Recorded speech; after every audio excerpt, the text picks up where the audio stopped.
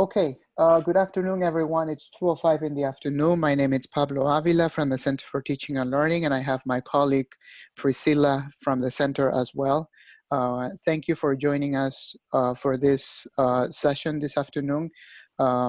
Our colleagues from the Wellness Center are going to introduce themselves in just a moment, but we thank them in advance for running this session on supporting students' well-being during this time. Just a couple of logistics before we get started. If you are joining us from a computer, right on the bottom of your screen, you should be able to see the chat button. If you're able to see that, we invite you to click on it and type in your name and the department where you come from. We're going to be using the chat room heavily as we move along in this session. Our colleagues are going to start the presentation. They will run the presentation, and then my colleague Priscilla and I are going to monitor the chat room so that we can bring up questions as we move along. Our presenters are also going to allow time at the very end for Q&A so that you can bring up a question or comment, and we will discuss that. We're also recording this session so that we can make it available for later for you who want to revisit the session, but also others who were not available to join us. I will be sure to send that out via email to everyone. Priscilla, are there any other logistics that I'm forgetting? No, I think we're good. No? All right, great. So once again, use the chat room to share questions, concerns as we move along. And now I'm gonna hand it over to our colleagues, Matthew, Shante, and Frank. Go right ahead. Hello, everyone. This is Frank Laterra, Director of the Wellness Center. Matthew Jockey, Director of Outreach and Education in the Wellness Center. And I'm Shante Bassett. I am the psychologist in the Wellness Center and also the director of the graduate internship program in the Wellness Center. So thank you all for joining us today. First and foremost, we want to wish you and your families well. We hope everyone, including yourself, are in good health. Matthew, we could put up the presentation now. Actually, I can't. Pablo? I'm right here. It's disabled. There you go. One click solves everything. I'll be able to share it. Just let me know when you're ready. Yep, you can go ahead and try now. Okay, I'm good. As soon as I find it. Here we are. All right. Thank you, Matthew. Pleasure. So just to give a little structure to our presentation today, we're going to spend the first half, which is about 20 to 30 minutes, spending time discussing how recent events have impacted our students' mental health and well-being, and how we can best support them while we all go through this unprecedented time. As Pablo mentioned, we want to leave enough time to hear your questions and listen to your concerns. So the second half of the presentation will be approximately 30 minutes. So to give some context and to provide an overview, the purpose of our presentation today is to inform about how traumatic events like a major global pandemic can cause psychological distress and impact one's mental health, and in particular, our students. So for today's presentation, we look to answer some of the following questions. What types of behavior are being displayed by our students who are dealing with distress in their lives? I'm sure for some of you or all of you, you've already witnessed students behaving differently than they have in the past. So just beginning to pay more attention to how these behavior changes can be connected to distress. And then we also want to talk about how are students responding in terms of their coping ability or inability to cope with the stressors that are occurring in our lives. So we'll talk more about that as we go along in the presentation. We also look to share best practices today that will help faculty, again, recognize signs of distress. So what behaviors should we be aware of that may be a sign of a student who's really struggling? And again, perhaps you've already observed some of these behaviors play out. For example, a student who has withdrawn, who's no longer participating in coursework. That again may be a sign of a student who's struggling and in distress. We're also going to provide suggestions about creating an environment where students can feel supported during this transition to online learning. And I'm sure most of you who have already done that and helping students make that adjustment. But what structures can we put in place to keep the lines of communication open? And then lastly, we would like to provide some resources, mental health resources that can be available to you in the event that you are observing a student who is, again, in distress. And I'll also mention that we, the team at the Wellness Center, are available to speak with anyone who wants to provide more information about a student that they're concerned about. We'll provide our office hours at the conclusion of the presentation, but a phone call or an email will respond back as quickly as possible and listen to what your concerns are, provide feedback. Next slide, Matthew. Nope, the previous slide. Oh, sorry. Slide 3. Here you go. Sorry. Slide 3. Yeah, sorry. Sorry. There we go. So, just to provide some context, I'd like to remind our audience that we've all gone through a major life event that has resulted in abrupt changes to our lives, our livelihood, our families, etc. Over the last 2 months or so, our country has been on lockdown and our lives have transformed.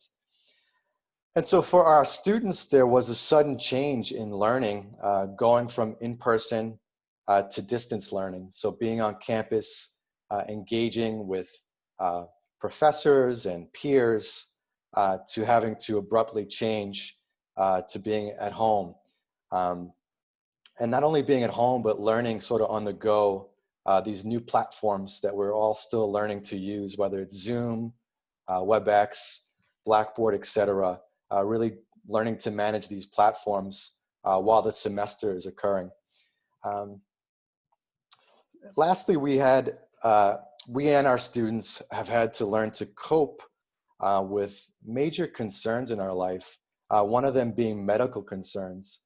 So whether our students are ill or they're taking care of a loved one who's ill, this has been, again, a huge transition. So we'll talk about how students, again, are coping with that. We've, at the Wellness Center, have been working with students who are pursuing counseling, and they've shared with us that they're caring for a loved one while still working and still being a student. And so many stressors on many levels our students are facing and managing. So we have the medical issues that we'll talk more about. And also in terms of family structures. So perhaps not being able to see loved ones. I think for many of us, we're facing that as well. Being able to once see parents or grandparents to no longer being able to be connected. And also having to live with family on a 24/7 basis and the stress that could be presented from that. So again, just a real abruptness to all of our lives, and for our students, managing all of these facets of their lives, including medical and family issues. And then lastly, again, for all of us, but for our students in particular, not being able to go about their normal routine, being able to, go to campus, walk about campus, to engage again with their peers. So, all these factors play into the increased stress that our students are facing. Next slide, Matthew. So what has happened in this short period and the sudden shift to distance learning has caused numerous challenges for our students. And in this slide, we'll talk about some of them. For one, our students may not have the technology available at home to be properly set up for learning. Perhaps they don't have access to Wi-Fi or a device. Perhaps they're sharing devices with others in their family, so they have to sort of split time.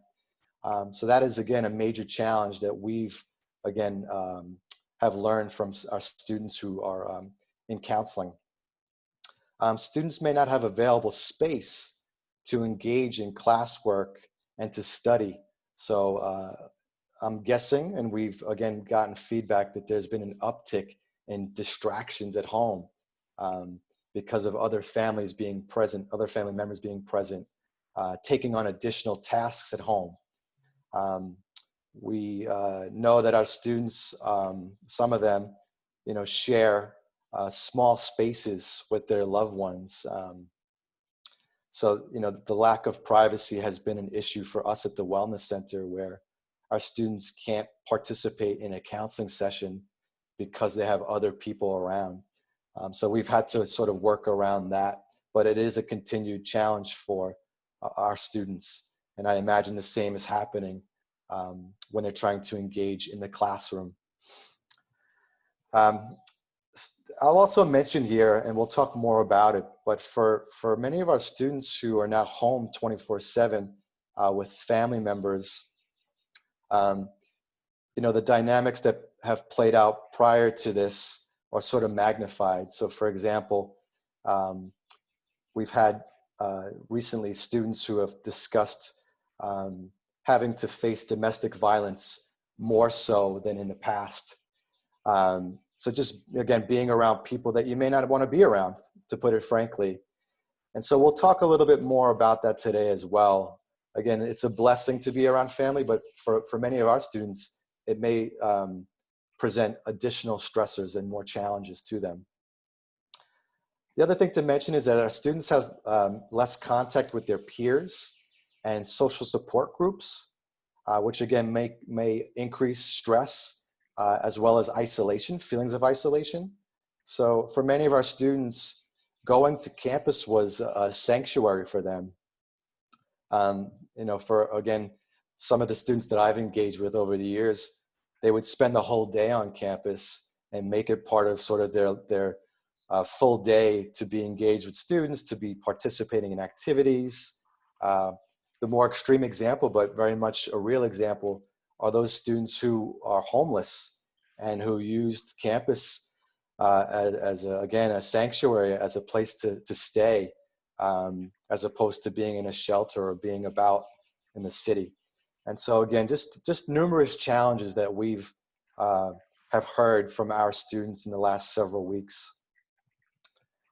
Lastly, those students with a disability may be struggling with accessibility to technology that is needed and or accommodations that support their learning.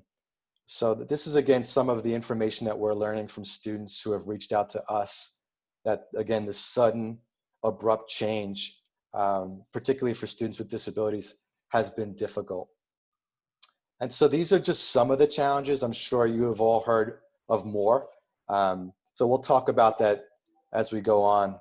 So I'm going to transition here to Shantae, who will now discuss some of the mental health concerns that we've encountered and learned about from our students. Thank you, Frank. So one might ask, well, how, of course, the pandemic is affecting us in many areas of our lives, but how is our mental health, and how will the mental health of our students be affected by all of the things that Frank just mentioned? So here are a few examples, and just a caveat, this is by no means an exhaustive list.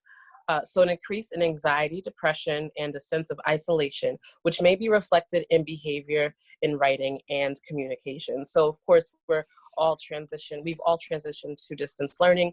So our main form of communication with our students is in writing and communication. So you might start to notice even a change in how a person communicates with you, how your student communicates with you. Maybe they're reaching out to you more frequently. Their wording might be a little erratic and maybe a bit tangential.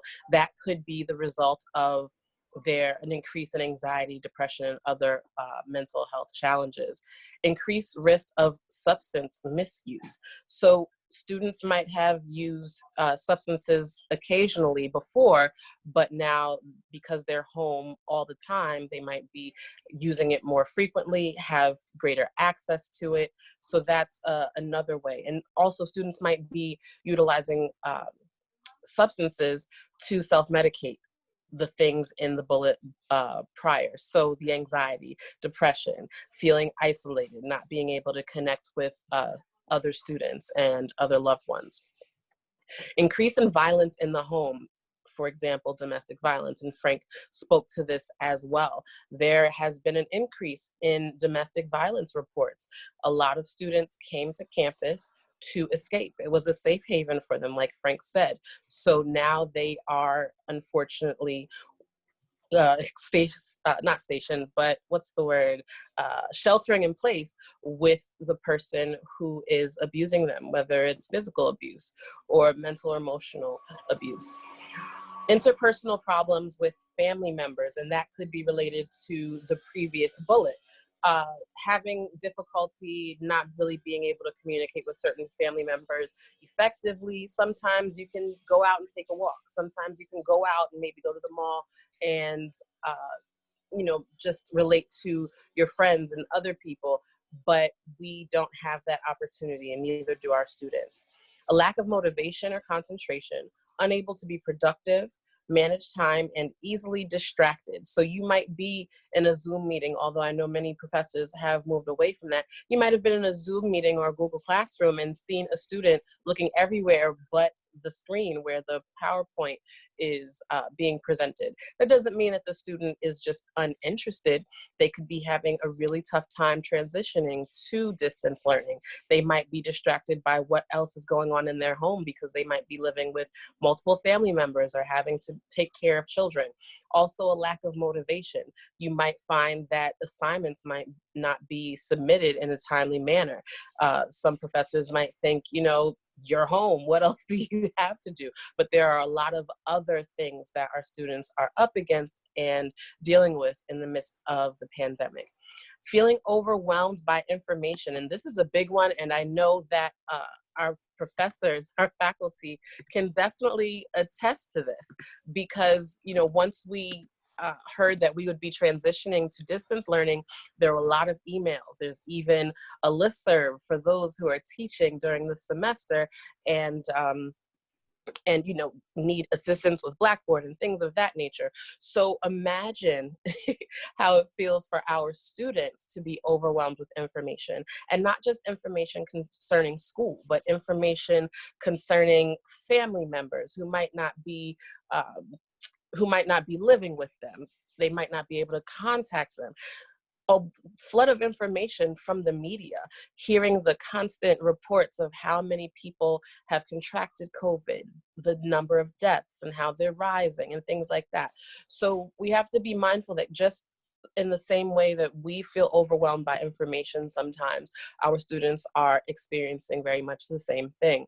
Experiencing discrimination, especially for Asian and Asian American students. And we know that Interim President Arcario sent out an email concerning this. This is something that our students might not even report, but if they've experienced it, they might present with some of the aforementioned mental health challenges. And last, but certainly not least on this slide, an increase in grief and loss as loved ones die from the virus. And we'll go a little bit deeper into grief and loss in a few slides, but the fact is that a lot of our students are probably affected by grief and loss because of the death of a loved one, whether it's someone who's in their immediate family or someone they knew, their barista or the person they used to get their bacon, egg, and cheese from at the corner store. This is something that our students are experiencing, just like many other people in the world. Matthew, you can move to the next slide. Thanks so much. Welcome. So this side is, did you have something, Matthew? No, go ahead. Okay, so this slide is really important because it shows us the connection between how we manage our response in the midst of the pandemic, and how that's going to affect how our students respond in the midst of this pandemic. So the first point you see is modeling healthy behavior and self-care practices. Once you are centered, you have the capacity to positively affect the learning environment. And some of you might have experienced this. If you just got a call that a loved one might have been in a minor accident and it was like minutes before you had to run into the classroom, you might be frazzled. You might have left your pointer on your office desk. So when you are anxious and frazzled in that way, it can affect your students. So it's the same way when it comes to distance learning. But when you have centered yourself and been mindful of your self-care strategies, that creates a safer and calmer atmosphere for the students. So because you've calmed yourself, the social environment is affected. If you are relaxed, then your students are more inclined to be relaxed. You've created a relaxed atmosphere for not only yourself, but your students as well. Acknowledging the moment. We are all in this together. We see those signs everywhere, but it is true. We are all experiencing this this pandemic. We might not have experienced a close loss. Maybe we have. We might not be responding to it in the same way, but the fact is we are all here living this. And it's important for faculty members to realize that. And it's okay. We don't have to keep that part of ourselves away from our students. We're all bombarded with the news and stories, and they can be triggering. So we're not inviting people, you're not inviting students to tell about their suffering and to share, but there is a way that you can join with your students and they can join with each other so that they know that they are not alone. And practicing compassionate acceptance for yourself and for your students. If you've accepted the fact that, you know what, I might not particularly be a fan of not being on campus because I like, having that FaceTime with my students. I enjoy having face-to-face office hours, etc. Accepting the situation for what it is, accepting your response to it, and allowing yourself to experience it. If your students see that you are transparent, of course, within reason, they will in turn feel safe to maybe come to you with some concerns. Maybe they don't have the technology they have. If they see that you are open and accepting, then they will be more inclined to be open with you so that you can be a support to them while they're going through this difficult time. Shante, if I could Yes. just interrupt just one moment. Absolutely. I just want to ask Matthew, for the full screen, if you could just click enable editing.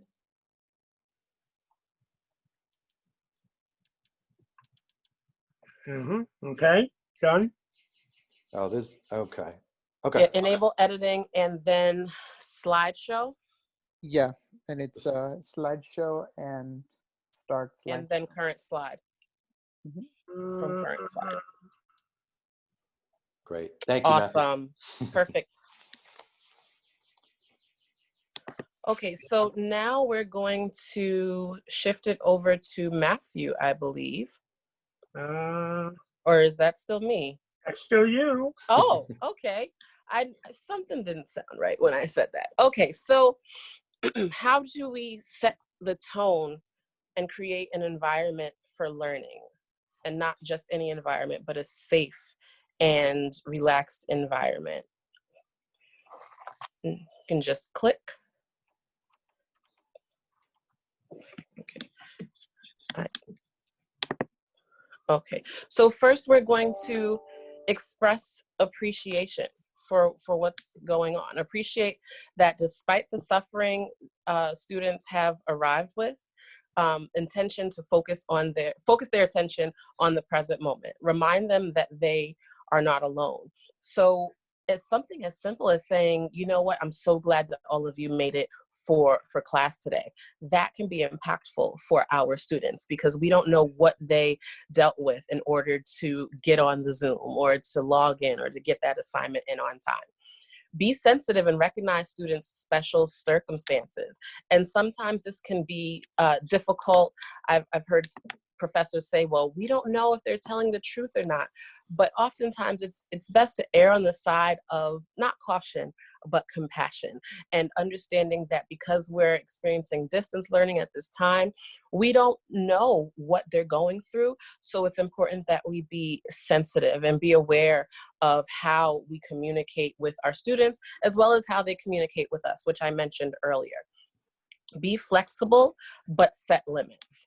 So give options and flexibility to demonstrate learning objectives, but at the same time, have a thick skin, because just like we might be having difficulty transitioning, maybe there are probably professors who are teaching online for the first time ever this semester. So just like it's your first time, it's going to be the first time for many of your students as well. So they might speak to you in a manner, I'm not saying that disrespect is should be tolerated, but they might just be irritable, and it might not have anything to do with you. Avoid making COVID-19 a constant point of reference or discussion. I'm sure that at least one person on this Zoom right now has had to turn off the news, has had to just sign off of social media, because if it wasn't a meme about COVID-19, it was a statistic about COVID-19, and that can be absolutely overwhelming and triggering. Next slide, please, Matthew. And I think that's me.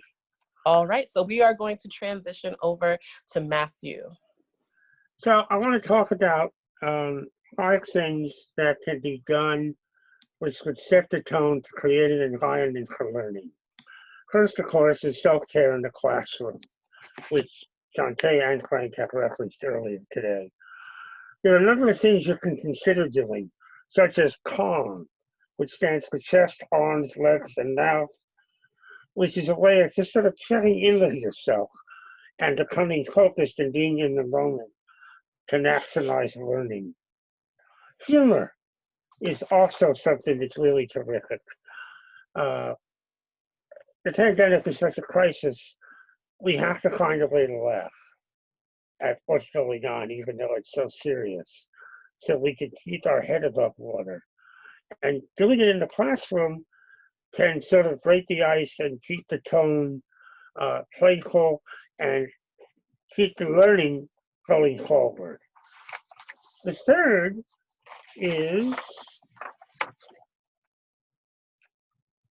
creating virtual office hours, which I'm sure everybody in the audience has already done, so that students know there's a time and a place they can go to get help, and all of these instructors can also set boundaries so they don't feel as if they're on call, which is very important.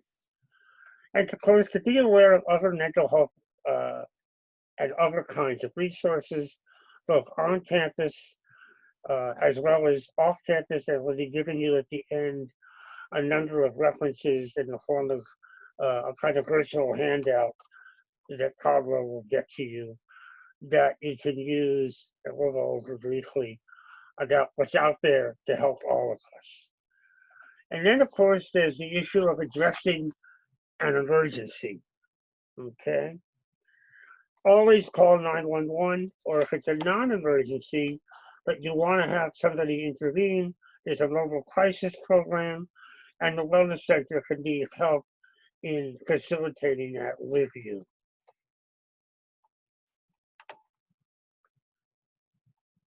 Communicating with students.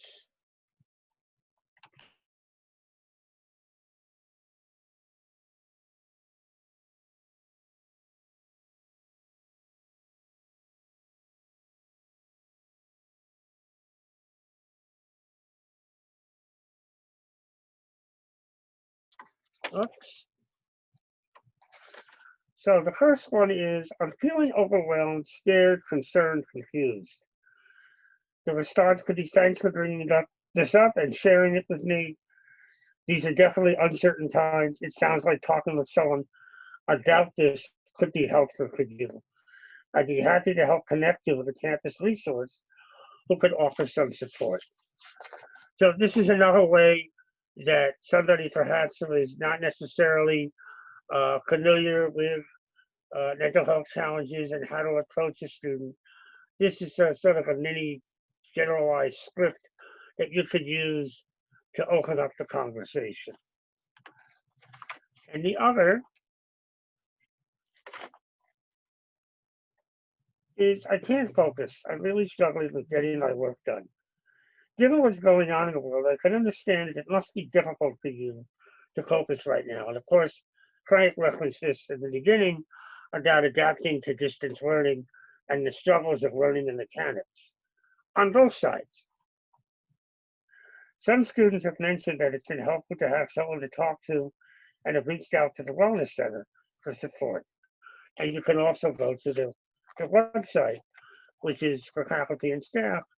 We have a separate website for students. Whoops, I think I went too fast. How do I get back?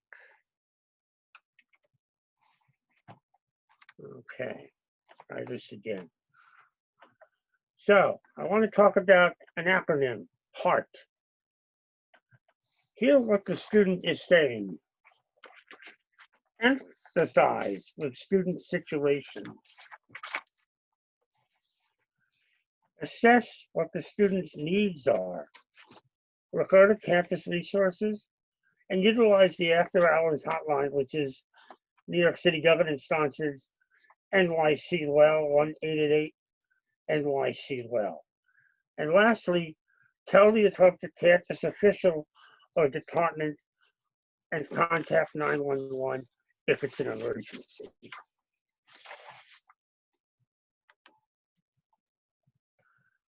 Hopefully look brief. And again, folks, my colleagues have talked about this. Find balance in their thoughts. Bring it into the present. Grounding, breathing, and mindfulness techniques can be very helpful. People need to learn, students, how to let go what they can't control.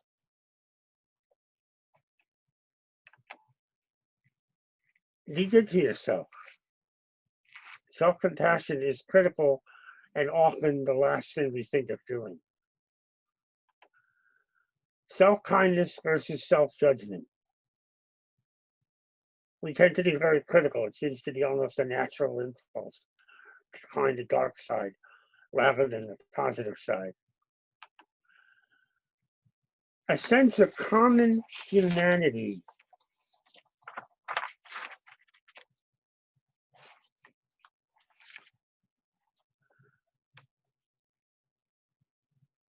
I gotta get rid of these pictures, they're blocking my view.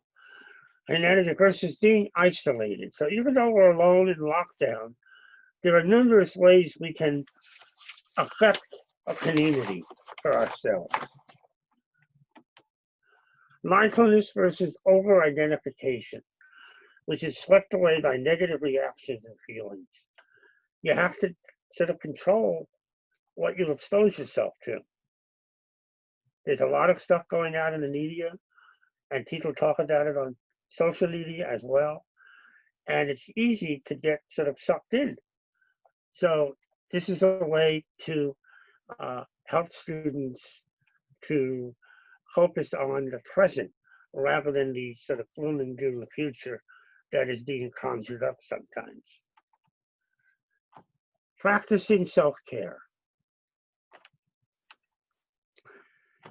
Eating, staying hydrated, and getting enough rest. It's so important to do all of these things, as well as exercise. If you can, in your neighborhood, go out and get some fresh air and practice all the guidelines. Go ahead and do so. Increasing resilience, which of course is what separates humans from all other animals, our ability to bounce back. And the question that they could be asked is, how did you cope and persevere in the past when you lost somebody? Okay. Chances are everybody that may have lost somebody during the COVID, it's not their first time, perhaps. How did they manage to get through it then? What can they learn from that and use now so that they can get through this loss also? Be confident in your strengths and abilities. Students can be very doubtful. We want to help them during this crisis period to not lose the focus and belief in themselves and what they have to bring to the table, their table of life. Making modifications. You may not be 100% due to your stress and grief, and that's normal. And they need to understand that. Certainly their focus in school is going to be compromised while they're grieving and mourning. There's no way around it. They can try, but it's still going to creep in and impact their day-to-day functioning. Make small changes to your daily tasks and schedules because they're more manageable. If you try to completely overhaul things, chances are it's not going to be nearly as successful. And reach out to your loved ones. Even though physical distance is prevalent, it doesn't mean you have emotional distance automatically. Zooming with friends or FaceTime on the phone, it's not the same, but it's a way to connect with emotions and other people other than an email, which can be very sterile, or a phone call, which is nice, but it's nice to have a face to go with the person you're talking to. When you grieve alone, the suffering increases. So it's important to share with your loved ones and friends how you're feeling. Students need to be able to experience that. Now, this is the first of these so-called handouts that you will get. And there's a lot of information on here. I'm just going to highlight rather than go through everything and bore everybody into a slumber. So, number one, the 4 A's of stress management: avoid, alter, adapt, and accept. So avoid unnecessary stress, which means learning how to say no. We tend to always say yes because we think that's what other people want to hear. But if you learn to set boundaries and say, no, I can't do that today, you're actually protecting yourself, and students need to learn how to do that. Taking control of the environment. Alter the situation. Talking about feelings. Talking about feelings is very important. Create a balanced schedule. I've had students tell me they're going to study in 8 hours for an exam, and I tell them you're never going to make it. The brain can't handle it. They need to mix things up. Classes, study time, fun time. Otherwise, they're not going to make it through the term. Reframe problems. Try to view stressful situations in a positive light, looking at the big picture, and practice gratitude. What are we all grateful for? When you're stressed, it's important to stop and ask yourself, what's going well for me? And of course, accept the things you can't change. Don't try to control the uncontrollable. It can't be done. And the energy expended is horrifically large, and you can't get it back. And of course, again, share your feelings. Talk to a trusted friend or get them to talk to a counselor. Okay? Hey, Matthew. Yes, sir. Sorry to interrupt. I just want to let you know that we have about 15 minutes left, roughly. Yeah, I'm very aware. I'm watching the clock. Okay. I know. I will go into high gear. So basically, you have a global crisis. You have the COVID hotline that Governor Cuomo has, and you have an 888 NYC well, which you can also text to. And that is it for the presentation. And now it's Q&A time. So as Matthew mentioned, we'll have those resources available after the presentation. We'll make sure to provide, we'll give Pablo these slides and then he'll pass it on to those who participated today. So we were anticipating that this presentation would go on a little longer just because there's so much to cover in a short amount of time. But we do have about 15 minutes to answer any questions. And of course, if anybody has any other questions that they won't be able to ask today, please feel free to reach out to us and we'll be glad to respond back to you.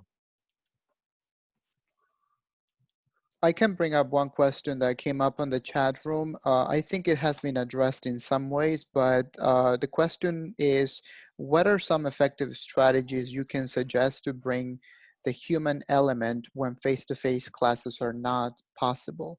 In synchronized classes, most students keep their cameras off, and it's understandable as they might not feel comfortable doing so. This can, however, lead to learning in isolation. Are there any pointers in addition to what you have shared that you could share in response to that? I mean, I would first suggest, again, as we've talked about today, just I think being real with students is really important. You know, stating the obvious that we are all going through a really difficult and unprecedented time in our human history. So to bring realness to the situation, and to also acknowledge that this transition is very difficult.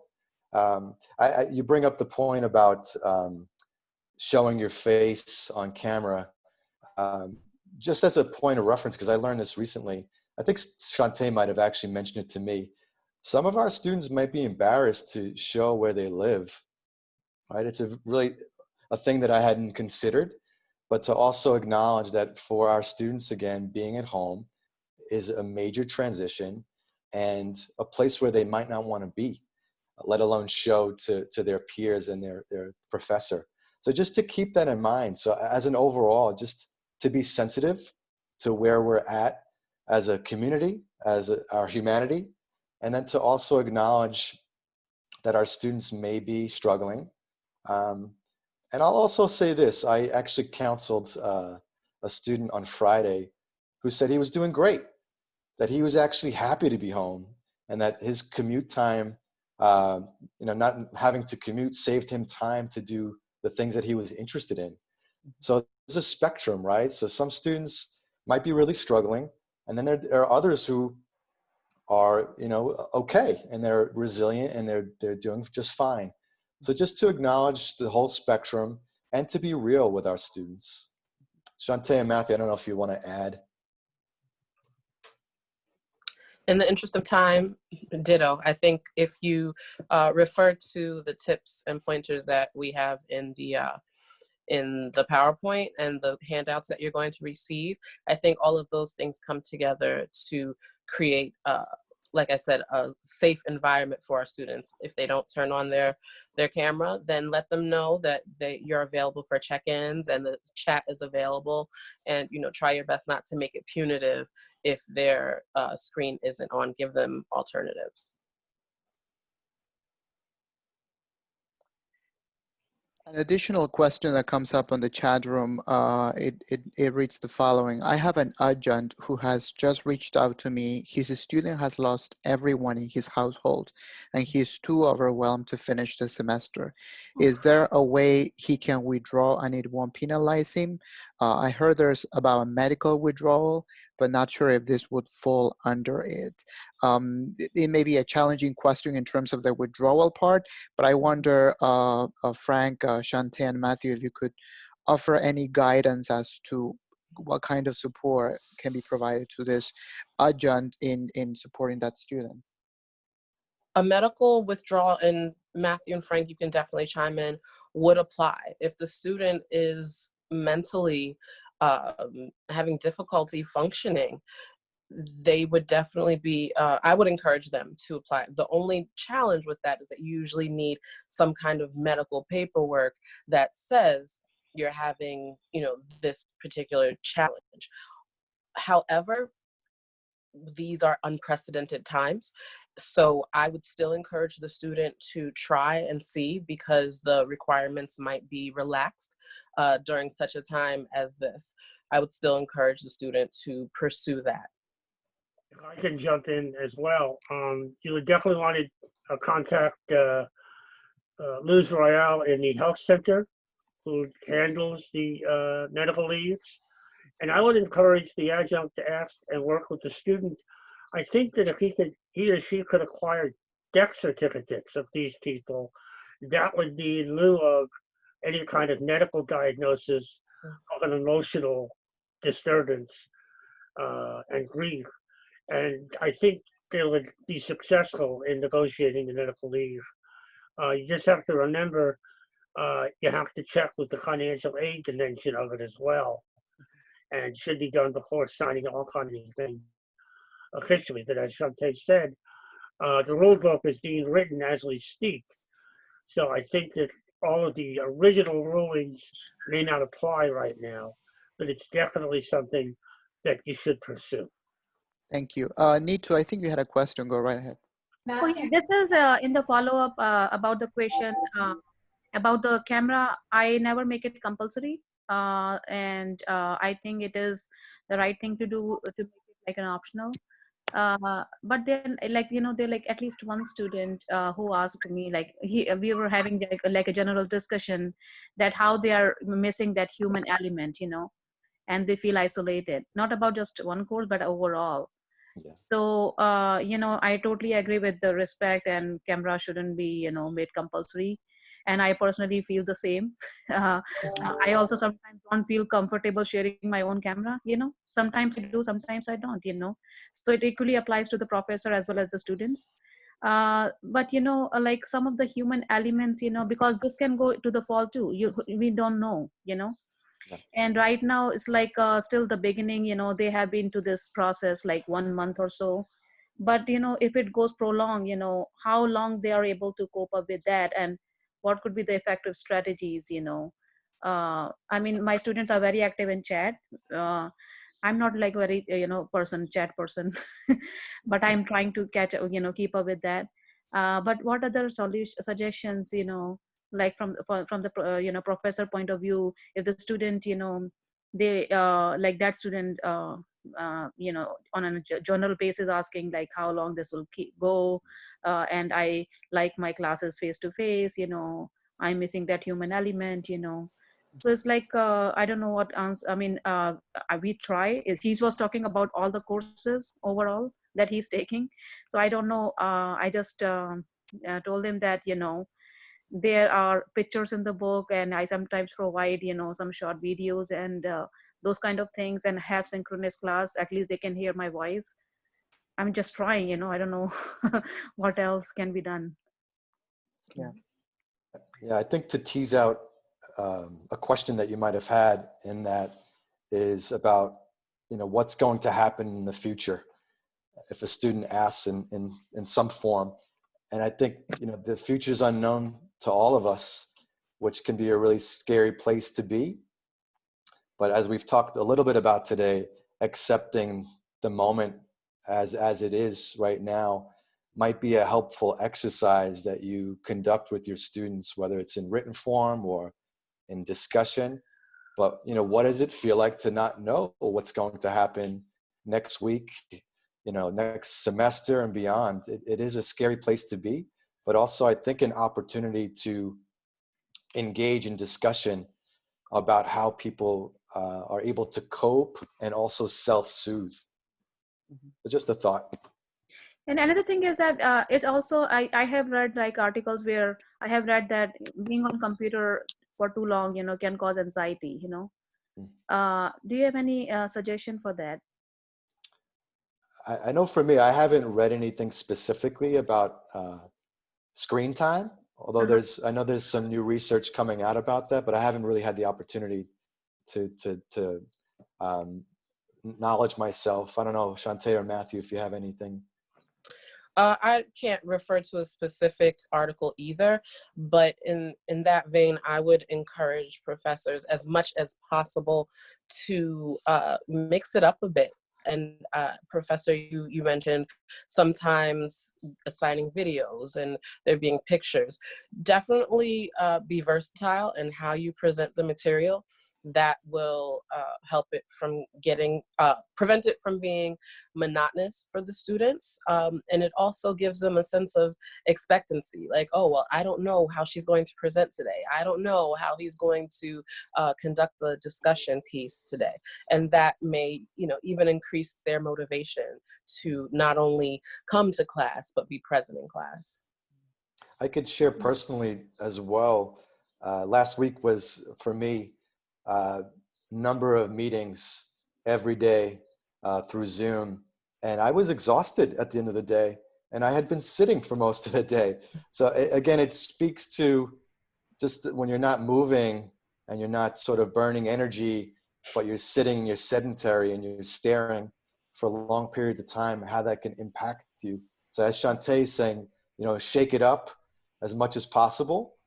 Maybe get your students to move around a bit during class, if that's possible. Just, I think for all of us, being creative is really important right now.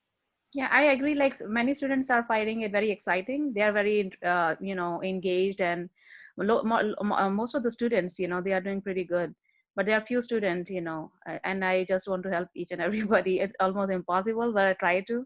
But many students, as you said, they actually are very engaged in my class, very participating, and they are doing pretty good. I mean, being very active. So yeah, but there are some few students, because every student can have different learning style, so just for those students, thank you for your suggestions. You're welcome. Priscilla, I think you had a follow-up question. Yeah, and also I just saw Me Too. There are a couple of really good suggestions from your colleagues on the chat. Oh yeah, that's right. I just wanted to go back to Matthew for a really quick question about when you said the name of the person in the wellness center who handles medical leave. Can you Yeah, it's not the wellness center. It's the health I'm center. sorry, in the health center. I meant to say health Her center. name is Luz, L-U-Z.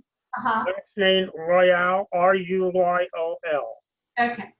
I'll put it in the chat. She's an ENT paramedic. Great. Thank you. You're welcome.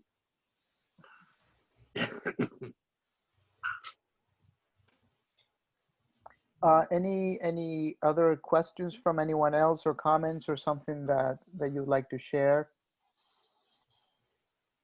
I was going to ask people if you have had any insights or situations you want to share, ways that you've come up with to help students handle these challenges, because I'm sure that you've all been doing it in multiple ways. So if you feel like sharing here with your colleagues, that would be great.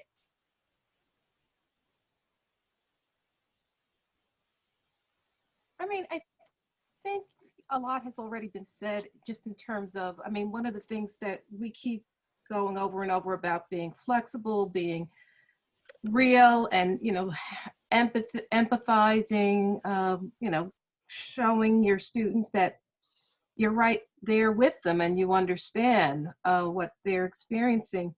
I don't know if this will answer part of this question, but I was going to share and ask the question. In one of the slides, there was a point made of not spending too much time talking about the COVID situation, which I completely agree with. But I know that some faculty in my department in social science, some of the psychology faculty in particular, have found a way to use the COVID crisis to address issues.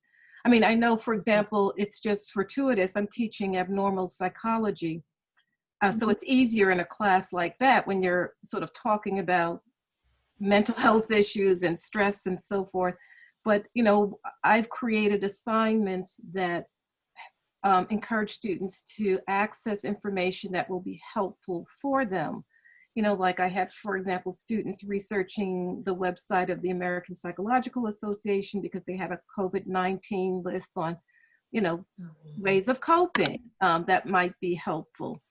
But that, of course, that's balanced against, having students constantly think about this when some students may be dealing with this in a real way in their life. Like the question Stephanie raised, I mean, this adjunct, I mean, who has a student who's like everybody and has lost everyone in their family. I mean, that student would probably lose it if the professor was giving an assignment like a research on COVID coping or whatever.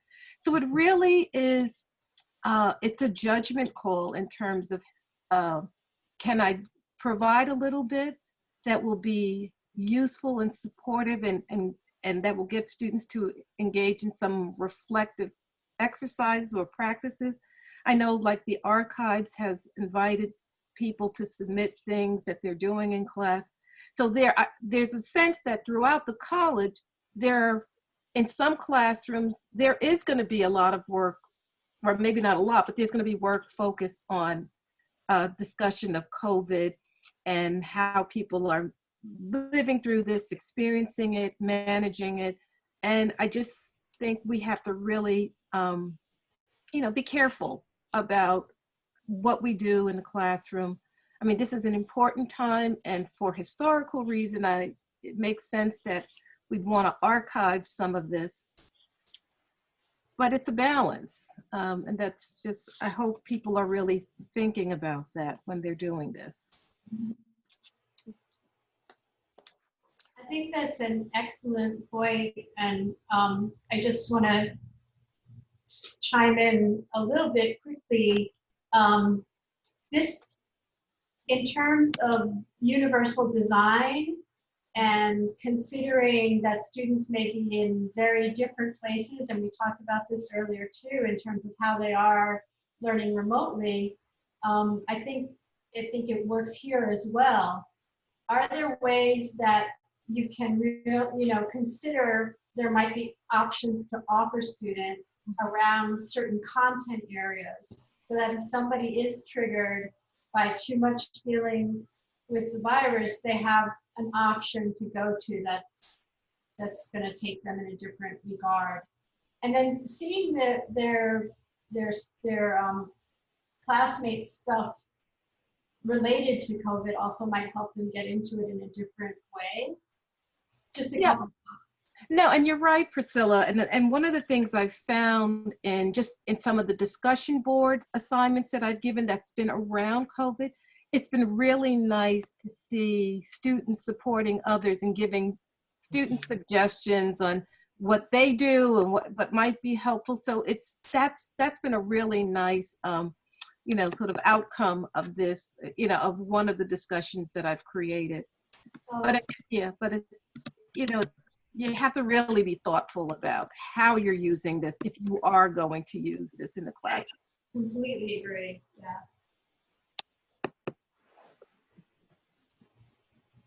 Can I just ask a general question about how students are utilizing the Wellness Center at this time, Frank and Shante? Yep. And Matthew. Matthew, I'm sorry. Sure. I just had a senior moment. So early on, when we first began working from home, we immediately reached out to our current clients. So I had the staff reach out to their caseload of clients to see where they're at first and foremost, and then to ask if they were interested in either telecounseling by phone, Right. or video counseling. So offering the option first. For many of our students, well, I shouldn't say for many, for some of our students, they were not interested in continuing services because of the transition. So just sort of getting acclimated first was at the forefront of their thinking. And then for some of our students, they were okay with telecounseling or video counseling. And then we had a percentage of students, as I mentioned earlier, who because of circumstances at home, were not able to engage in counseling. Again, whether it was for privacy reasons or familial issues, relationship concerns, they weren't able to participate. So we, across the board, I work with the other directors within CUNY's counseling centers, and the directors all agreed that taking on new clients wasn't in line with best practices at this time. I won't go into detail as to the reason why, but we are seeing students and working with students who would like services, but we're working to provide referrals for them. So we'll meet with them multiple times, but the idea is to refer them to an off-site agency. That may change over the summer and beyond, but right now across the board within all the CUNY counseling centers, there was an agreement not to take on new clients. And the way to for students to contact the Wellness Center is just to go to the email address that's on the slides, correct? Yep. Yeah, that's the for a quickest referral. Yes. So we have, yeah, they could write in email. We get back to them same day, or they can call in the office as well. We've set up a structure so that the calls were transferred to our cell phones. Okay. There's a quick question in terms of the referrals. What kind of outside referrals do you provide? So if a student is looking for long-term care, we'll gather information first about where they live geographically. Well, that doesn't even matter at this point because it's all virtual. But understanding their insurance, so gathering that information. And then we have a resource list that we work with. So we will work to connect them with an outside agency if that's what they're looking for. So if they're looking for long-term counseling, we'll connect them with an outside agency. If they're looking for information on, let's say, coping with anxiety, we have resources available. And if they're looking for something more immediate where they need to speak with someone, we have been utilizing NYC Well a lot. They've been fantastic. I mean, we've worked with them for a number of years now. It's a 24/7 hotline where there's mental health professionals available to provide short-term counseling and also provide resources rather, and referrals. Are all or any of these services free for students, or do they have to pay for anything? So NYC Well is a free hotline. Okay. So there's no fee involved. If we do make a referral to an agency, some, but not many, are free. Some are low fee, and some come with a cost. It's helpful when the student has good insurance, which, as we know, is probably not the case. But we'll work with them to make sure that they're equipped with information so that they can make the connections. And again, we're there to support them through the process because finding an agency, a therapist it's a lot to navigate through. So we'll work with them throughout the process. Thank you. Thank you. Thank you very much again, Frank, Shantem, and Matthew. This has been really helpful. As we mentioned in our registration link, we are committed to making sure that we can run this session again if possible. We understand the difficult times, but we're going to do our best to make sure that we can run this session again. In the meantime, I will put this recording up on YouTube along with the resources that Matthew, Frank, and Shante have shared, so that it's available to all of you and also available to people who were not available to join us. I will be sending that email within a couple of hours later today.